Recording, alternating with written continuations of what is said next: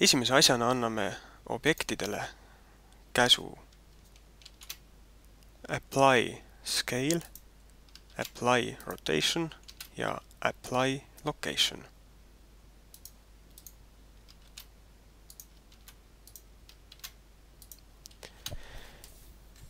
See on vajalik selleks, et kui objekte omavahel seostama hakata, et siis ei tekiks nihkeid.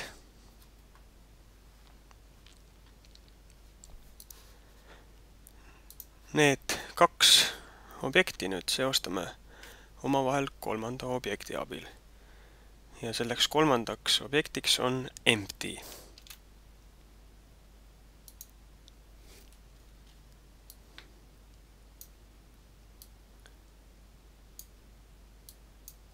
Märgime ära kõigepealt teokoja, teokeha ja viimasena siis objekti empty. Nüüd valime objekt, parent, set. Tulemuseks on nüüd see, et kui liigutada seda objekti empty, siis sellega liiguvad kaasa ka teokeha ja teokoda. Alustame siis luustiku lisamisega. Kõigepealt lisame ühe kondi.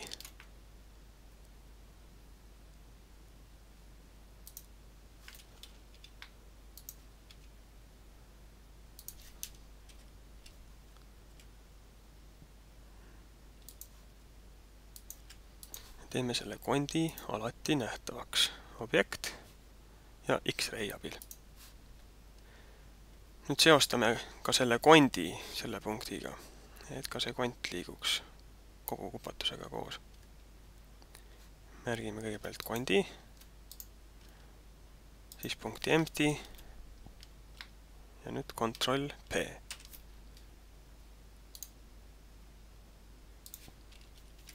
Need on kõik omavahel ära seostatud.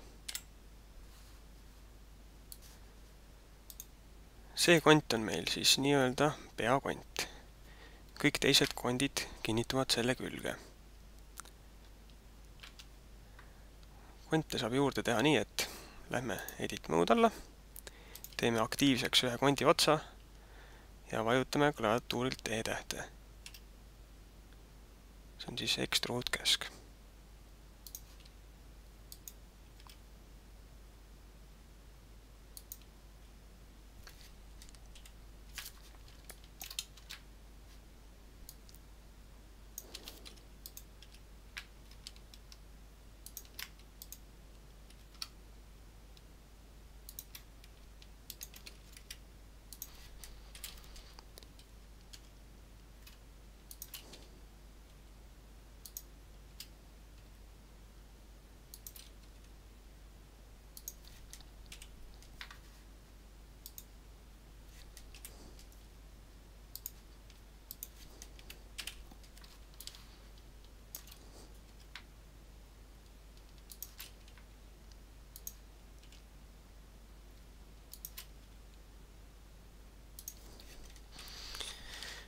Ja nüüd üks viimane kont, mida selles animatsioonis vaja läheb.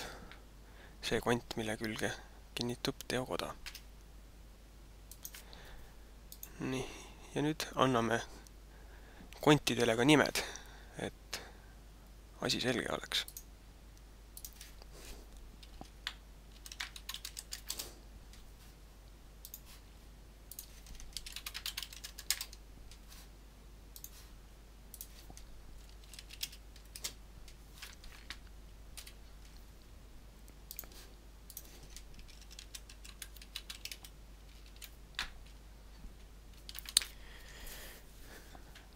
Sümmeetrilised kondid võib siis märkida nii, et vasaku poole omale paneme tähe V ehk vasak ja paremale poole tähe P.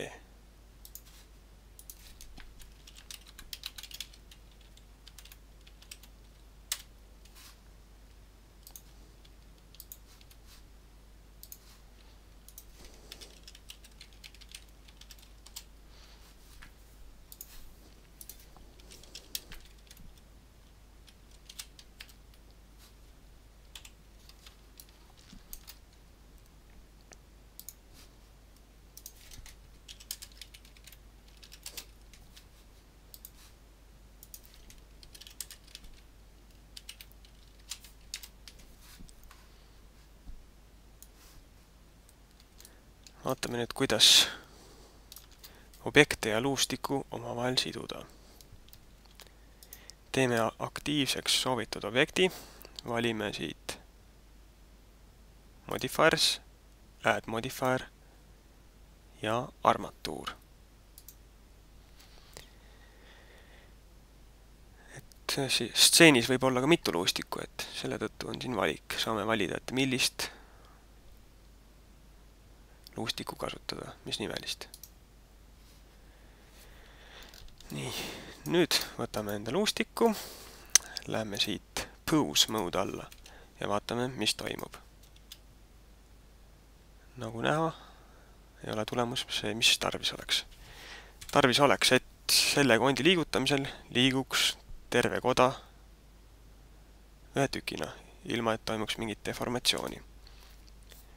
Selleks tuleb nüüd siia teokoja sisse teha vertex grupp, mis on sama nimega nagu see kont siin. Koja kont. Lähme nüüd teokoja juurde, võtame Edit Mode, märgime ära kõik punktid A-klahviga ja siit objekt data alt tekitame uue grupi. Paneme siis sama nime sinna. Ja vajutame ka nuppu Assign, et need punktid seostuksid selle grupiga. Ja vaatame nüüd, mis saab. Nii, ja liigubki koda ilusasti terves tükis.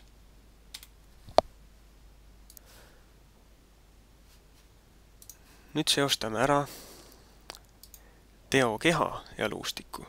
Selleks märgime ära teokeha, võtame jälle siit Modifiers, Add Modifier ja armatuur. Nii, ja vaatame, mis saab. Praegune see luu kuju segab natukene vaatamist. Et siin saab valida teistsuguse kujuga luud. Võtame need, siis on meil see objekt ise ka paremini näha. Nii, ja vaatame nüüd, mismoodi luustiku liigutamine mõjutab objekti.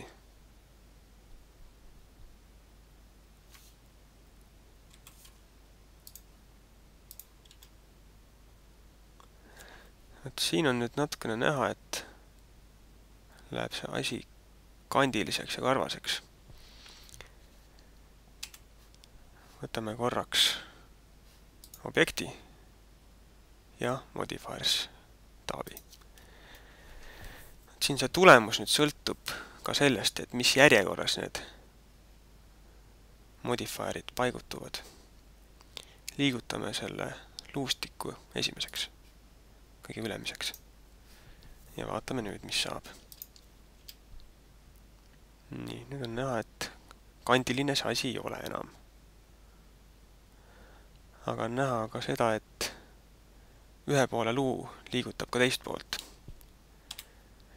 Nüüd on aeg teha siukene liigutus, et võtame selle teokeha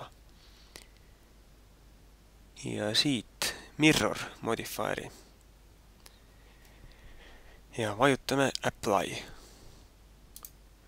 Nüüd on meil siis päriselt nagu kaks poolt olemas, et üks pool ei ole mitte lihtsalt peegeldus teisest. Ja vaatame, kuidas asi liigub. Nüüd see üks luu liigutab ainult ühte poolt. Kuid on näha, et see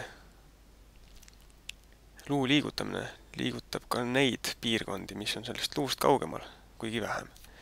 Ja tekib selline ebameeldiv deformatsioon, mida meil tarvis ei ole. Selleks nüüd jällegi teeme siia vertex grupid, et iga luu lähedal oleks see vertex grupp, mida see mõjutama peab.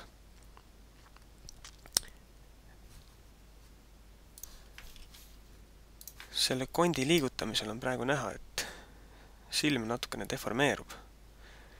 see tuleb sellest, et luud ei ole päris õige koha peal. Kohendame pisut seda.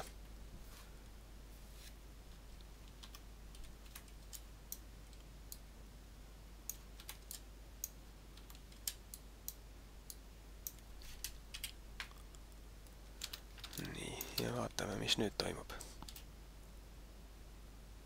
Noh, juba parem. Vaatame ka teisi luid.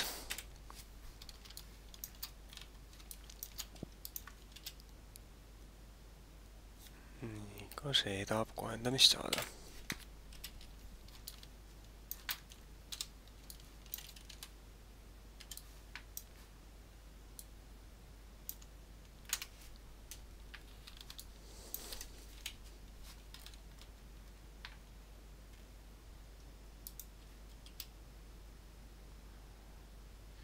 Noh, sobib küll.